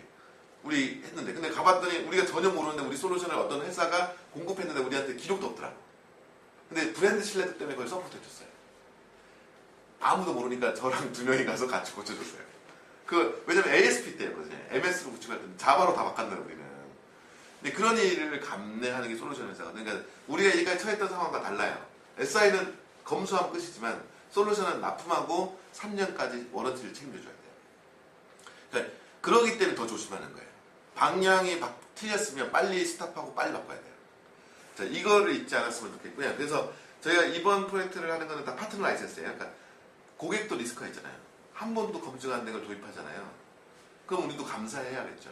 그리고 열심히 해야겠죠. 그리고 그게 아마 솔루션의 결과 모습하고 많이 다를 거예요. 어쩔 수 없어요. 저희도 예상하고 만든 거고 현실은 많이 다를 거예요. 그러면 그 버전은 그냥 그 버전이 돼버려요. 저희가 유지할 수 없는. 그래서 그건 항상 보관하게 됩니다. 두 번째 프로젝트까지. 그래서 싸게도 주지만 이 파트너 프로젝트는 고객도 감사하고 우리도 감사하고 윈윈 게임이 돼야 되거든요. 물론 정말 첫 번째 프로젝트는 저희 까다롭게 이번에 선정했어요. 선정했다기보다는 많이 몰랐죠. 고객도 그걸 동의할 때 유젠을 파트너로 생각할게요. 수행사로 안 볼게요 하는 컨센서스가 될 것 같은 협의에서만 시작했어요. 그래서 일반 영업보다 많이 힘들었습니다. 저희가 막 라이센스도 얘기한 적도 있고요. 그리고 저희가 상주 안 한다라든가 관리 안 한다든가 이거는 상당히 우리나라에서 있을 수 없는 건데 버텼어요. 우리 영업 쪽이나 뭐 잘 버티셨죠. 의사결정으로. 그래서 그런 파트너십으로 지금 프로젝트가 2개가 시작됐거든요. 원래 플랜대로. 정말 이건 전 천운이라고 보고 있는 거예요. 근데 그 곡들을 얼마나 저희가 잘해줘야 될까요? 그리고 그 버전은 비록 솔루션을 위한 과도기적 버전이지만 우리가 끝까지 보관하면서 유지해줘야죠. 그게 우리 솔루션 성장에서의 예의입니다. 그러니까 잊지 않아야 된다. 근데 나중에 된 사람들은 왜 그렇게 했어? 결과론적으로 얘기할 수 있겠죠. 그거 유지하는 괜히 사람 들어가네. 다 버려. 그렇게 얘기하기에는 안 되는 거거든요. 그건 시장에 대한 신뢰가 아니거든요. 그런데 이건 삼성 SDS나 SAP는 다 그렇게 합니다. 첫 번째 프로젝트는. 예, 그게 이제 SI 회사, 솔루션 회사가 다르니까. 이게 다 코스트잖아요. 우리한테는. 그걸 지금 잘 감당해내고 있는 거잖아요. 지금은. 그래서 블루 프로젝트는 여러 가지 계속 발전하고 있습니다. 근데 여기서는 이제까지 좀 보지 못했던 모습들이 나와요. 그냥 옛날처럼 라이브러리 셋이 아니에요. 뭔가 다 도구화되어 있어요. 야, 유진이 저런 것도 만들어 소프트웨어 공학 도구 같은 것도 막 나오고요. 디자인 도구도 막 나와요. 파워포인트 같은 도구도 만들어? 뭐 이런 것들이 막 나올 거예요. 그런 부분이라고 보시면 될 것 같고요. 여기는 다 이제 실제 응용 어플리케이션 영역들인 거죠. 이렇게 보시면 될 것 같습니다. 근데 저희가 응용 어플리케이션을 잘 만들기 위해서는 방법론도 있어야 되고 관리 시스템도 있어야 되고요. 포탈도 있어야 돼요. 교육 프로도 있어야 돼요. 이게 또 솔루션 회사가 아닐 때는 없어도 되는 건데 저희가 교육센터도 운영해야 돼요. 그게 지원 아카데미죠. 지금 막 이것도 하나 연습이에요. 우리도. 연습을 내부적으로 해보고 이제 외부 협력업체들이 오면 또 외국분 오면 교육해드려야 될 거잖아요. 우리 아키텍처는 어떻고. 그게 지원 아카데미고요. 저희 방법론이 탄탄해야 되잖아요. 지원 메스나 지원. 근데 방법론만 있으면 맨날 교육받아서 할 수 있는 안 되죠. 그걸 보조해주는 시스템이 있어야 되잖아요. 그럼 그것도 다 저희 오픈소스 기반으로 막 모아가지고 만들고 있죠. 이런 게 있어야 솔루션 회사가 됩니다. 거기다 개발자 포탈까지 온라인으로 알려줘야 될 거잖아요. 그러니까 준비할 게 많아요. 지금 이게 동영상 촬영하는 것도 왜 갈까요? 나중에 개발자 포탈에 가기 위한 준비인 거예요. 그럼 우리는 앞으로 교육을 이렇게 하고 온라인 포탈로 열어야 되는 거예요. 이제 개발자들을 위한, 뭐 기획자를 위한 디자인. 그러니까 이런 걸 다 갖춰간다는 게 정말 얼마나 많은 저희의 변화인가. 그래서 혁신이라고 얘기하는 거고요. 제품 하나 만드는 게 아닌 거죠. 그래서 저희 써니나 줄리나 준이나 많은 분들이 정말 이런 마음을 같이 공유하고 정말 많은 투자를 하고 계십니다. 그걸 아셔야 되고요. 왜냐면 저희 한국의 중소기업이 이만한 투자를 감당해낼 수 있을까 정말 의심이었어요. 근데 그거 잘 되고 있는데 그럼 그럴 만큼 저희도 빨리 움직여야 돼요. 그래서 이게 어떤 표냐면 이제까지 지원 프로젝트 진행했던 그 단계들이에요. 저희가 막 아이디어가 있을 거 아니에요. 기술 자산 관리 어떡하지? UI 컴포넌트 만들어야 되잖아. 화면 설계는 어떻게 해? 옛날처럼 스토리보드로 할 거야? 아니야. 다른 방법 없을까? 뭐 DB 설계는 어떻게 하지? 커머스는 어떻게 만들어? 빅데이터는 어떻게? 이게 쫙 저희 항목들이에요. 그럼 아까 허들대로 가는 거야. 퍼스트 R&D 쭉 해보고 바뀌고 세컨드 R&D 지금 여기가 와 있는 단계들이에요. 지금 지원이 다루는 아이템이 좀 많아요. 근데 그게 다 아이디어 과제들이에요. 그것들을 이렇게 하나씩 하나씩 허들을 넘어가는데 이거 다 검증이거든요. 그럼 검증할 때마다 좀 고생했어요. 개발 기획 뭐 하시는 분들이 퍼블리시 하는 분들이 제가 검증해서 아니다 싶으면 다 갈아엎어야 되는 거예요. 갈아엎는 거 옛날 거 다 버려야 되는 거예요. 근데 그게 R&D거든요. 근데 거기서 고집을 부리면 이걸 쓸 수많은 개발자가 얼마나 고생할 건지 생각하시라. 이걸 활용할 수많은 기획자와 많은 사람들이 봐야 되는데 정말 정성을 들여야 되거든요. 그러면 한 번 출시되면 그 다음부터 우리는 책임을 져야 되거든요. 출시되기 전까지는 우리 마음대로 할 수 있어요. 출시되면 안 돼요. 그러면 출시되기 전까지 정말 많은 실험을 해봐야 돼요.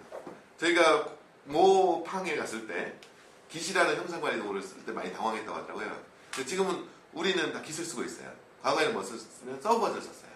근데 서브 버전 쓰다가 기술 바꾸니까 상당히 저항이 컸겠죠. 우리 대부분. 근데 이제는 적어도 7층에 다녀가신 분들은 깃도 할 줄 알고 서브 버전 썼잖아요. 그게 솔루션 회사잖아요. 근데 그걸 프로젝트에서 실험 못해요. 그럴 시간도 없고 여유도 없어요. R&D를 한다는 건 다양한 실험을 해보는 거예요. 새로운 기법이어서 웨이브냐 아니라 그레이드냐. 웨이브는 이렇고 그레이드는 어떻다. 이거 좀 어려운 뭐 다른 용어긴 하지만 빌드하는 해봐야 되는 거예요. 해봐야 장단점을 갖고 고객을 만났을 때 그레이드는 이렇고 웨이브는 이래요 라고 얘기할 수 있는 게 솔루션 회사. 우리가 전문가잖아요. 고객이 정해준 대로만 우리가 따라가는 사람이 아니어야 되잖아요. 그러려면 많이 고민해야 되고 많이 스터디해야 되고 그러려면 자기가 했던 걸 자기 부정할 줄 알아야 되고 다 뒤집을 줄 알아야 되는 거죠. 그런 작업들을 엄청나게 수행하고 있고요. 지금 그래서 지금 지원 커머스에 많은 인원이 투입돼서 하고 있습니다. 지원 모바일, 지원 어널리틱스, 지원 로지스틱스 하고 있고요. 그 다음 저희가 또 다루는 분야가 시스템 소프트웨어 영역, 빅데이터 데이터 분석 영역, 핀테크 IoT 유심 영역 참 많은 걸 다루고 있죠. 근데 지금은 여기가 제일 중요합니다. 지원 커머스입니다. 이걸 해서 점점 확대해 나가고요. 그 다음에 부가 서비스. 왜 요거까지 건드세요 하면요. 이 제품은 저희 플랫폼이잖아요. 그럼 다음에 팔 것들을 계속 라인업을 해야 되는데 꼭 저희가 다 안 만들어도 돼요. 이쪽 분야는. 우리가 만들 수 있으면 만들고 아니면 협력을 통해서 붙여도 되는 거죠. 우리가 플랫폼 팔았는데 시스템 모니터링하는 그 제니퍼 같이 팔 수 있잖아요. 근데 일부 컴퓨터 하는 건 우리가 만들어도 될 것 같은 거 만들어서 공급하면 더 좋잖아요. 이런 게 이제 뭐라고 하면 밸류 에디드 서비스라고 하죠. 고객한테 밸류를 더 주기 위한 게 사실은 이익률이 많이 주는 거고요. 이거는 이익률보다는 레퍼런스 확보 플랫폼이라고 해요. 커머스 깐다고 저희가 갑자기 막 100억, 200억 버는 회사라고 생각하시면 안 돼요. 그건 단지 고객을 우리 플랫폼으로 끌어들이기 위한 확장으로 보셔야 되고요. 빅파이를 만들고. 그 다음에 이게 모바일, 아날리틱스 이런 것들이 따라붙으면서 이익률을 증가시켜서 1000억을 만들 수 있는 거지. 우리 인력으로 150명이 커머스 프로젝트 1년에 몇 개를 한다고 1000억이 되겠습니까? 아까 디맨드 웨어 얘기했잖아요. 거기가 그런 거예요. 플랫폼은 계속 고객을 확장하고요. 나머지를 월 베이스 서비스라든가 라이센스 비즈니스를 계속 껴붙여요. 마치 부분 유료화처럼. 게임도 요즘엔 다운로드 할 때 돈 안 나게 하죠. 그 다음에 부분 유료화를 하잖아요. 똑같아요. 그러니까 이런 아이디어가 필요한 거죠. 그래야지 우리가 계속 이익률이 급증할 거잖아요. 그러니까 그런 아이디어로 구성되어서 돌아가고 있습니다. 네, 요거에 대한 자세한 소개를 듣고 싶으면 다음 챕터 지원, 메소나리지와 프레임워크를 들으면서부터 시작이 되고요. 이 모듈별 설명들도 그 다음에 준비되어 있습니다. 네, 그 다음에 저희가 이제 공급하는 방법도 바뀐다는 걸 좀 설명드리고 싶었고요. 이제 라이센스 비즈니스다. 과거처럼 개발해서 납품하고 그냥 소스 다 주고 오는 거 아니다 이제는. 그거죠. 그러면 라이센스는 라이센스 판매 정책이 있어야 된다. 근데 그 판매 정책은 두 가지가 있습니다. 하나는 구축을 대행해주는 용역 서비스를 포함한 사업과 운영을 대행해주는 아웃소싱 사업 두 가지로 구성할 수 있습니다. 근데 제품은 같은 거지만 기법이 다른 거죠. 파는 방법. 여기는 월 단위로 돈을 받을 수도 있겠죠. 여기는 한 방에 받을 수도 있겠죠. 고객이 선택할 수 있습니다. 근데 그거에 맞는 가격 정책도 만들어야겠죠. 이런 것들을 열심히 만드는데 이건 누가? MSG가 만들고 있습니다. 그러면 지원은 R&D 프로젝트고 열심히 지금 제품 만들고 첫 번째 고객들을 만나서 움직이기 바쁘고 있고요. 이거에 대한 이제 마케팅은 MSG가 진행을 하고 있습니다. 아까 그리고 전체적인 의사결정은 보드 멤버인 써니, 줄리, 저 이게 항상 SC에서 같이 논의하고 있고요. 일본의 스코트나 써니가 이렇게 같이 하고 있습니다. 그래서 이 모든 거에 저희가 키워드는 저희는 벤처 이노베이션 인사이트라고 얘기하는데요. 뭐 간단히 얘기하면 이제 익숙한 거 버리자 이거고요. 그 다음에 이노베이션은 습관 바꾸는 겁니다. 우리가 맨날 하던 코딩 기법 한 번만 바꿔보세요. 바꾸지 않으면 익숙한 거대로 하면 안 된다. 고통스러워도 익숙한 거 자꾸 버리고요. 그래서 제가 이전에 알고 있던 거를 버리세요라는 건 그 상대방을 무시하는 게 아니라 제가 솔루션으로서 전문가니까 다른 것도 해보고 비교해서 얘기해 주세요라는 뜻으로 이해할 것 같아요. 그리고 인사이트는 사람들이 그렇죠. 보통 설계 잘 된 거 보면요. 아, 저 너무 당연한 거 아니야 라는 건 저는 극찬이라고 봅니다. 설계가 딱 잘 됐다는 뜻이거든요. 왜냐면 당연한 것처럼 보이기까지가 얼마나 힘든데. 이 사람은 이렇게 얘기하고 이렇게 얘기했더니 막 복잡했는데 어떤 사람이 그걸 딱 보고 이렇게 하면 되잖아요 라고 딱 제시하면 그게 맞아 라고 하는 거는 그다음부터는 에이 저건 당연한 거지가 되면 그 사람은 최고의 통찰력을 가진 사람이죠. 스티브 잡스가 그거의 최고의 권위자 아니겠습니까? 여러분들은 그러니까 저는 새로운 걸 만드는 게 아니고요. 막 복잡한 것들을 누군가 심플한 기준을 만들어서 누구나 그걸 당연하다고 얘기를 하면 그게 가장 큰 혁신이고 통찰력이라고 보거든요. 보통 사람들은 그걸 비판이라고 이해하세요. 저거 당연한 거는 원래 그렇게 다 생각하는 거 아니야? 근데 그렇게 정리를 할 수 있냐는 거예요. 정리해서 문서화시킬 수 있냐는 거죠. 말은 그렇게 할 수 있어요. 말은 모순을 찾기 어렵습니다. 그래서 저는 항상 문서 작업 중요하게 여기는 게 문서로 증거화시켜서 딱 정리해낼 수 있느냐. 템플릿. 이거 상당히 중요합니다. 그래서 저는 그걸 극찬이라고 생각합니다. 당연하다고 말을 듣는 건 너 당연한 거 이제 했어가 아니라는 거예요. 이건 우리 다 알고 있는 얘기죠. 이게 중요하게 있고요. 그 다음에 저희 머릿속에 이제 글로벌. 그 다음에 그래서 아까 얘기했던 저희가 살아남으려면요. 한국 SI 할 거면 저는 R&D 하지 말라고 그랬어요. R&D 하는 건 오히려 엄청난 투자예요. 그거 감당하면서까지 이익률을 더 확보하는 게 낫고 빨리 사업을 확장하는 게 나아요. 근데 R&D를 하려면 글로벌을 하셔야 되고요. 그 다음에 그러려면 저희가 혼자 다 먹을 수 없어요. 빅파이를 만들고 많은 파트너사를 해야 되는데 커머스 해보시면 아시잖아요. 첫 번째 컨택 우리한테 와요. 우리가 커머스 프로젝트 때는 검색 엔진은 어디가 좋아요? 피지 어디 하면 좋아요? 다 우리한테 물어봐요. 그럼 얼만큼 우리가 기득권을 갖게 됩니까? 그럼 좋은 파트너와 연대를 해서 시장 사이즈를 더 키우면서 우리는 많은 레베뉴를 만들 수도 있어요.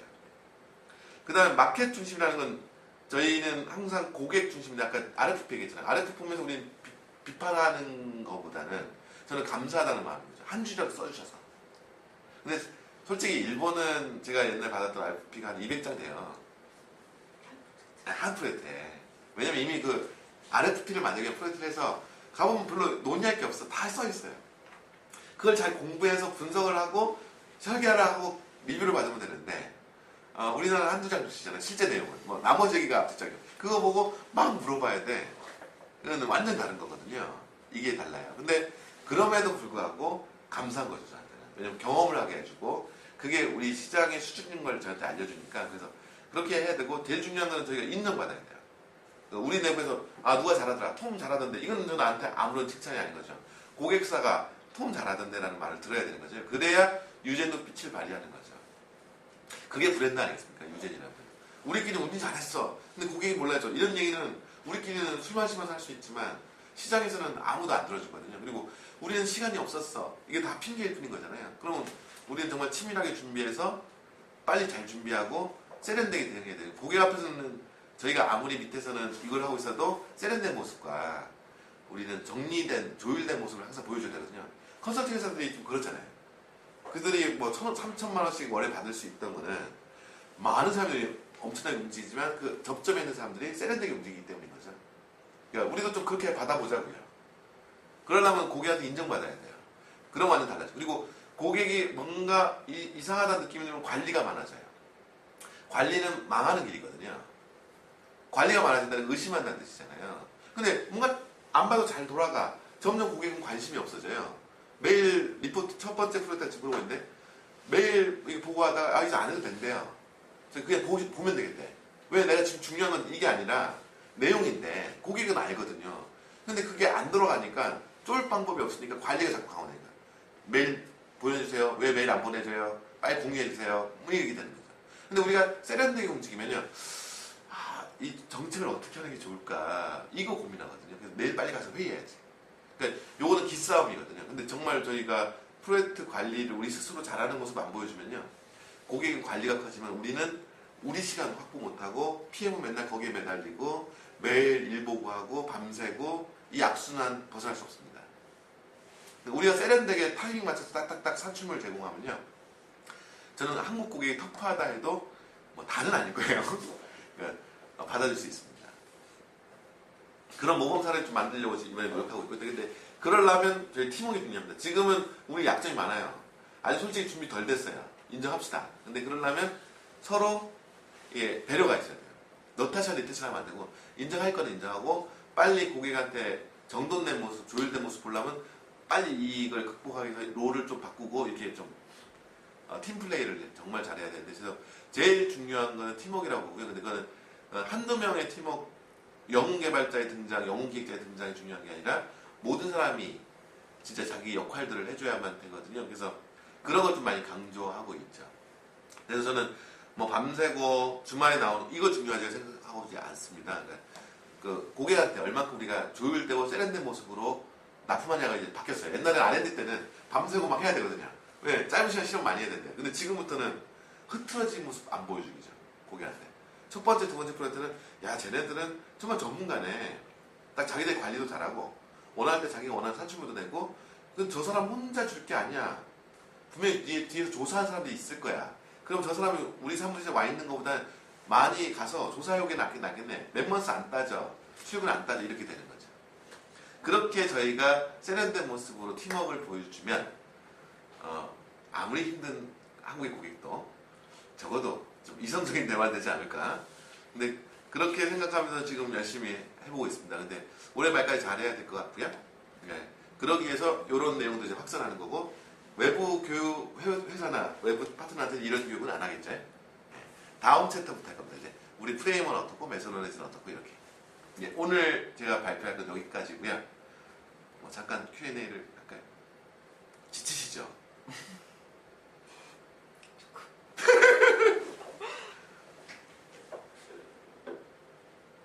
뭐 리진이든 뭐 느끼는 게 많죠. 네. 네, 아니 요거 말고 원래 과거에 운영 많이 하시면서 네. 하루 여기서 나이키 다 그동안 했던 거 다 지금 파도라면서 다 지나가면서. 근데 일단 그래서 그런 경험이 많으시니까 제가 물어보고 싶은 게 좀 잘 찍고 있는 건가요? 제가 방향을 잘 잡고 네. 있는 건가요? 이런 걸 좀 알고 싶은 거예요. 근데 제가 감이 지금. 아니 뭐 가면 당연히 그 오픈된 토론을 해야 됩니다. 그러니까 저는 톰이 방향을 좀 잘못 잡았어요라는 게 있으면 빨리 고쳐하고 싶은 거예요. 그래서 요즘에 사실은 제가 조금 놓쳤던 게 있더라고요. 하도 이제 프로젝트 오래 안 하다 보니까요. 현장 가서 커머스 좀 감 떨어졌나 봐. 그러니까 이게 관리 포인트에 대한 커뮤니케이션이나 어떤 정책적인 커뮤니케이션이나 어떤 디자인에 대한 이게 좀 머리에 딱 안 들어왔나 봐요. 그래서 요즘에 이것들 많이 스터디하고 있어요. 이제 마이너나 이제 막이랑 같이 이렇게 프로젝트를 쭉쭉 뛰어보니까 이런 게 좀 달라졌구나. 요건 내가 몰랐네. 이런 거 많이 공부하고 있고 그쪽을 좀 많이 강화하고 있고요. 그다음 개발도 제가 생각했던 가설만큼은 아니구나. 생각보다 더 유연해야겠네. 그러면 이제 빨리 도움을 좀 받아야겠다. 그래서 내부에서 도움도 받아야 될 것 같고 뭐 이런 작업도 있으니까 그냥 톰이 얘기했으니까 뭐 이런 게 아니라 좀 이게 요거는 조금 다시 한번 생각해봤으면 하는 게 있으시면 언제든지. 저도 계속 여기저기서 이제 주워 듣는 것까지만 이제 제 지식의 수준이니까 뭐.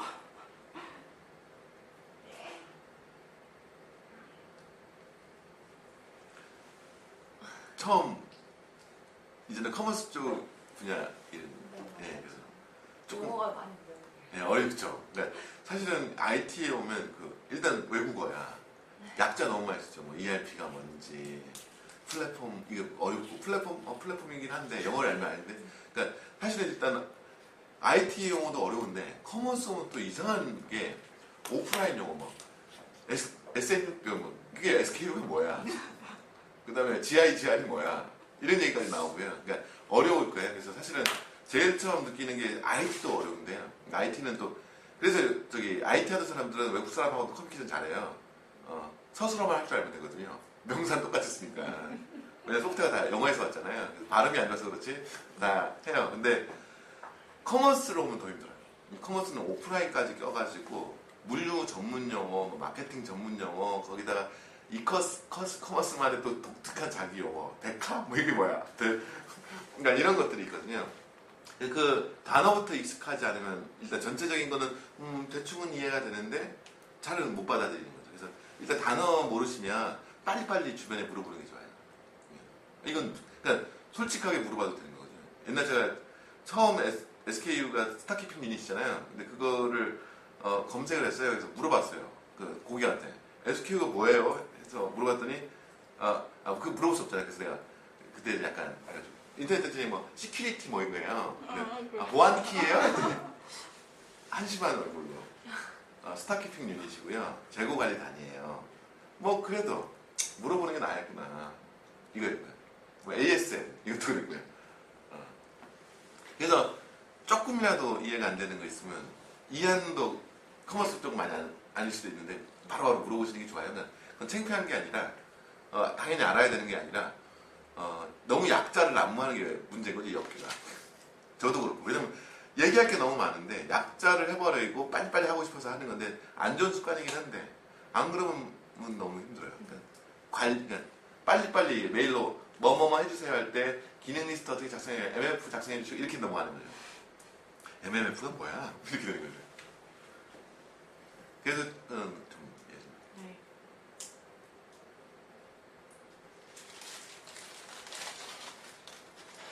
그러면 이만할까요? 앉아있으면 고문일 것 같아서 8시 약속 지키겠습니다. 수고하셨습니다. 네, 수고하셨습니다. 고맙습니다.